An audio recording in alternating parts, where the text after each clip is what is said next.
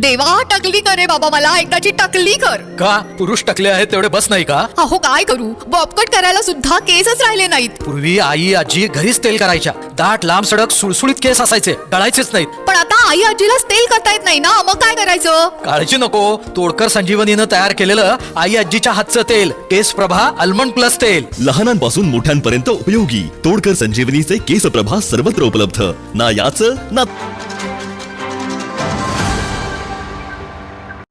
गेल्या अनेक दिवसांपासून कोल्हापूर जिल्ह्याला ज्या पावसाची आतुरता होती, प्रतीक्षा होती, तो पाऊस आता गेले 3 दिवस सुरू झालेला आहे आणि कोल्हापूरकरांना तसंच ग्रामीण भागातील शेतकऱ्यांना याचा दिलासा मिळालेला आहे. तर आता मी आहे पंचगंगा नदी घाटावर.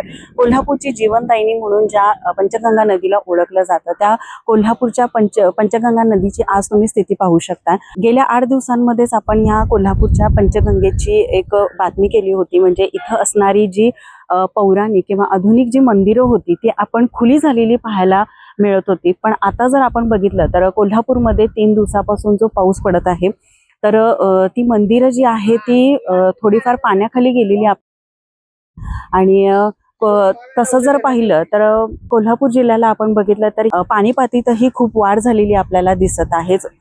पंचगंगेच्या पाणी पातळीमध्ये वाढ झाल्यामुळे जवळपास असणाऱ्या ग्रामीण भागातील शेतकऱ्यांनाही शेतीसाठी जे पाणी लागणार होतं त्याबद्दल खूप भीती वाटत होती. पण आता त्यांना एक दिलासा मिळालेला आहे या पाणी पातळीमध्ये वाढ झाल्यामुळे. तसेच कोल्हापूर जिल्ह्यामध्ये जर आपण बघितलं तर कोल्हापूर जिल्ह्याला जो 1 दिवसाआड पाणी पुरवठा होत होता, तो आता पाणी पुरवठा सुरळीत करण्याचं काम पण प्रशासनानं चालू केलेलं आहे. त्यामुळे कोल्हापूर शहरामध्ये कोल्हापूर जिल्ह्याला जे अनेक दिवसांपासून पाण्याचा प्रश्न उद्भवत होता, 1 दिवस आड जे पाणी कोल्हापूरकरांना पुरवलं जायचं, पण आता कोल्हापूरकरांना जे रोज पाणी पुरवठा करण्याचं काम हे सुरळीत होईल असं दिलासा कोल्हापूरकरांना मिळत आहे. कारण पंचगंगेच्या पाणी पातळीमध्ये जर बघितलं तर खूप अशी वाढ झालेली आहे.